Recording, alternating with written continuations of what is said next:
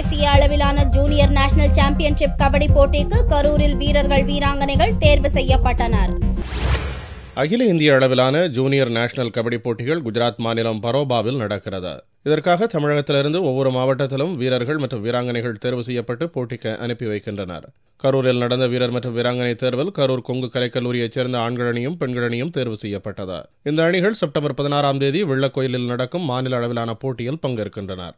கரூர் மாவட்ட அளவிலான junior championship போட்டியானது ஆண்கள் மற்றும் பெண்கள் ஆகிய இருவருக்கும் நடைபெற்று வருகிறது. இதிலிருந்து தேர்வு செய்யப்படும் மாணவர்கள் 16/9/2011 முதல் 19/9/2011 வரை ஈரோடு மாவட்டம் வெள்ளாங்கோவிலில் நடைபெறும் மாநில அளவிலான போட்டிக்கு தேர்வு செய்யப்பட்டு மேலும் குஜராத்தில் நடைபெறும் அகில இந்திய அளவிலான போட்டிக்கு அனுப்பப்படுவார் என்பதை கரூர் மாவட்ட கபடி கழகத்தின் சார்பாக மகிழ்ச்சியுடன் தெரிவித்துக் கொள்கிறோம்.